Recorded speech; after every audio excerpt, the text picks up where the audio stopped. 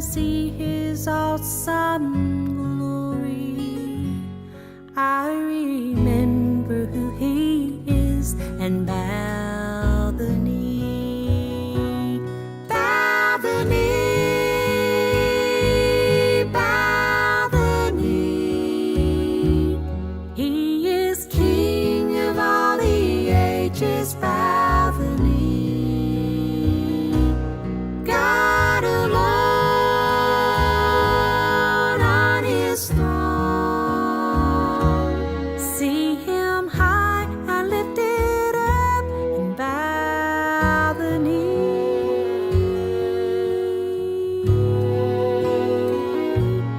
Kneel before him, all adore him.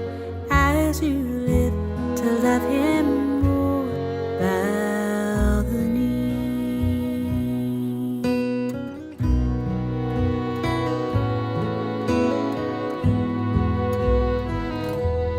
In his hands he holds the power of creation, and with his voice he spoke and all things came to be. Yet he hears each simple prayer I bring before him, when I humbly seek his face and bow the knee. Bow the knee, bow the knee.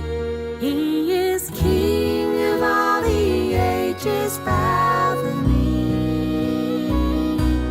God alone on his throne. See him high and lifted up and bow the knee.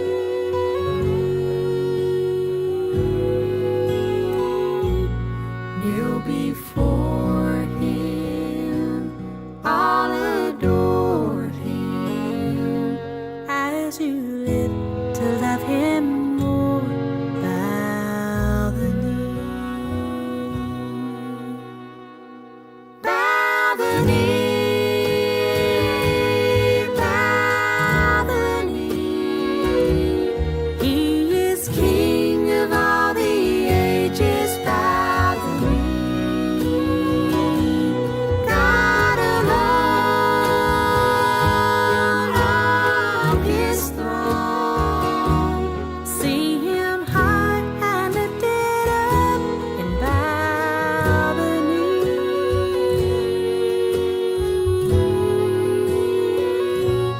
Kneel before him, all adore him. As you live to love him more, bow the knee.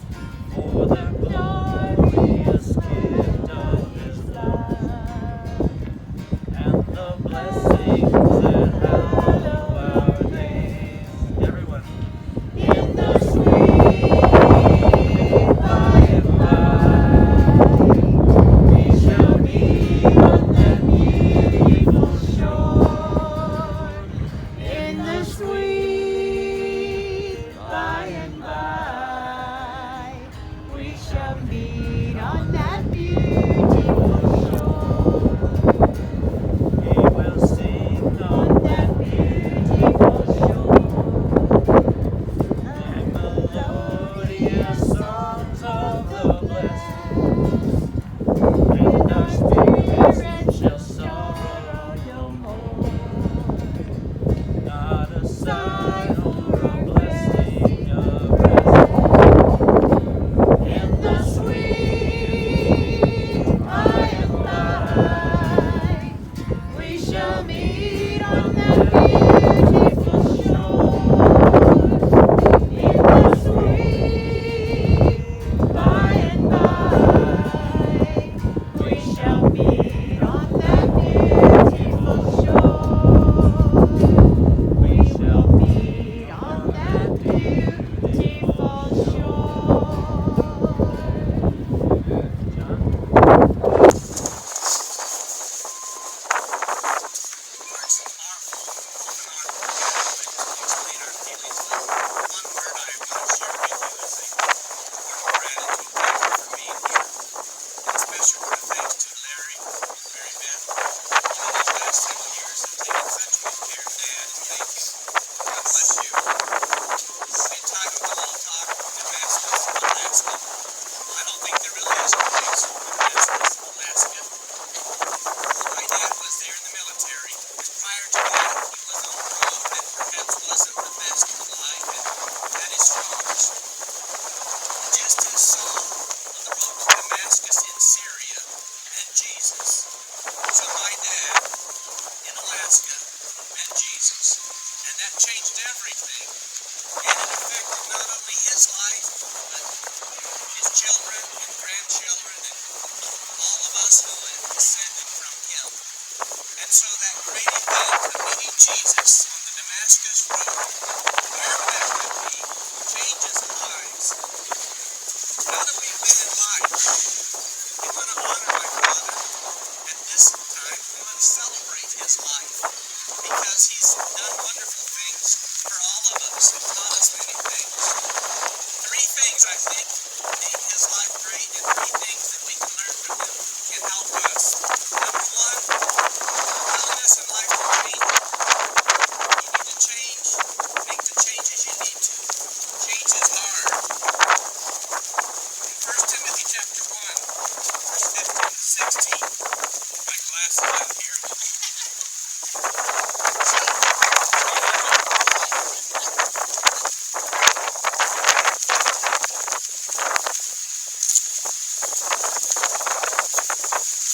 Here's a trustworthy saying that deserves full acceptance. Christ Jesus died for save sinners,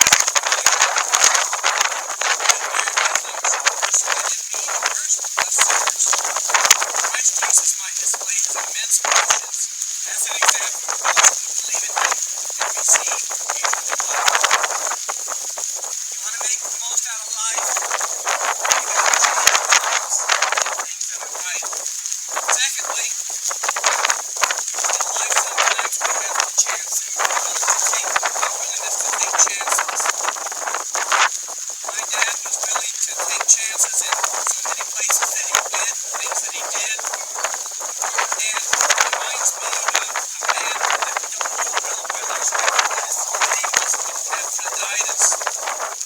Epaphroditus was sent to help the Apostle Paul while he was in prison in Rome. And in chapter 2 of Philippians, Paul is sent to go back. I'm more eager to send him back to Philippi, that you may be glad, and I may have less anxiety. Welcome him in the Lord with great joy and honor people like him, because he almost died. He almost died for the work of Christ. He risked his life to make up for the help you yourselves could not give. We got to take risks in life sometimes, and my dad did that. He went to Israel at one time and took his family there. And I think in life sometimes we're afraid to take risks, but my dad often would take risks and do things that, for the Lord's sake, accomplish great good. And lastly, in life sometimes we have to know how to be difficult like that. You just have to continue on. 2 Timothy chapter 4, and reading from verse 16. Actually, verse 7, I fought the good fight, I finished the race, I kept the faith. Now there is in store for me the crown of righteousness, which the Lord, the righteous judge, will award to me on that day, and not only to me, but also to all who long for his appearance. We have to continue to the end, fight the good fight, and finish the course. My dad did that. I was told that in his last days he was sharing his faith with the caregivers. So we have to, if we're going to be successful in life and serve our Lord, remain faithful to the end. Thank you again for coming. Let's pray. Father, thank you for Alton Lee Cooper. Father, several of us here and a friend of many others. Thank you for his example, his willingness to take chances, his willingness to continue to the end to be faithful. May our lives be better because of the example and the life that he lived. And may we honor him implementing the wonderful gifts and lessons that he taught us through his life. Most of all, we're thankful for Jesus, who makes this all worthwhile and makes it the end in sight a hopeful and a wonderful place that we can all be together. We pray this in Jesus' name. Amen.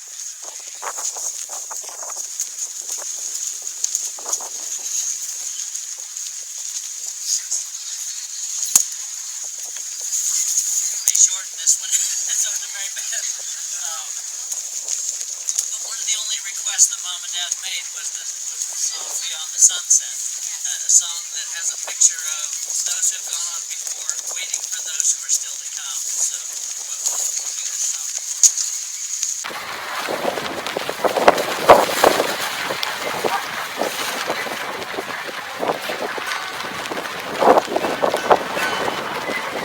The sunset, oh glad reunion, with our dear loved ones who've gone before.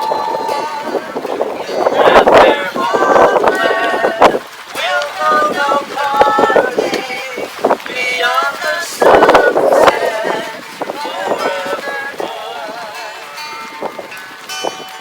Should you go first tonight, Renee, to walk the road alone? I'll live in memory's garden, dear, with happy days we've known. In spring I'll watch for roses red, when fades the lilac blue, and in early fall, when brown leaves fall, I'll plant cactuses of you. Should you go first and I remain, to finish with the scroll? No lengthening shadow shall creep in, to make this life seem droll. We've known so much happiness, and we've had our cup of joy, but memory is one gift of God that death cannot destroy. Should you go first and I remain, one thing I'd have you do, walk slowly down that long, long path, for soon I'll follow you. And I'd want to know each step you take, that I may walk the same. For someday down that lonely road, you'll hear me call your name. On the sunset, oh glad reunion, with our dear loved ones who've gone before. That their homeland will know no parting, beyond the sunset, forevermore. And in the last 2 weeks of my dad's life, one time in the middle of the night, about 1:30 in the morning, instead of calling Mary Beth, he called out, Alma! So it was very cool. And now, can we do one last song? If you want to. Time for one last song? Yes, Holy Father. If you know the song, please join in. Can you sing it? So let me say just a couple things since we have a second. I'm Jim. I'm the youngest son who came along as a surprise, probably 4 or 5 years after our parents thought they were at their childbearing years. Still have yet to know if that was a good surprise or a bad surprise, but it happened. That was good. I wanted to say just a few things that Dad taught me. He taught me to root for the underdog, because I think, as John has mentioned, he was an underdog, probably saw himself as an underdog. So I root for the underdog, whether it's a sports team or someone else. He taught us to care for the blind. We had a good friend who was a blind man, and we cared for him, and he stayed with us many, many times. He said, don't judge an alcoholic, because there's a good person underneath. And we provided lodging, we provided love and compassion for several who had alcohol issues. He said, be a friend to the rejected. He said, be yourself. Again, as John has said, he was a person who dared to be himself and dared to take some chances. He taught us to save money when you can, and celebrate a bargain every chance you got. And every Cooper family member loves a bargain. He says love an adventure, and so I've been a person who loves an adventure. Some of the passions he's passed on to me were these. The passion for a faith, the faith in Jesus Christ. Passion for family. Celebrate your family. Be with them. Do things with them. Take trips together. A passion for music. He didn't play an instrument, but he loved to sing. Our mom played an instrument and loved the piano. I have a passion for golf, and that came from my dad. For croquet, came from my dad. Ping pong came from my dad. Enjoying nature. Sometimes doing the unexpected. Enjoying a sense of humor. And again, a sense of adventure. And taking risks to make a difference in the world. Yeah. Thank you all for being here, and I just wanted to say before you all leave, just know you're all invited to our house for a special catered meal from Fairies Catering, and it'll be ready for us to serve at 4 p.m. So I hope you can all come, and I have addresses in my purse I'll give to you if you don't know where we live already.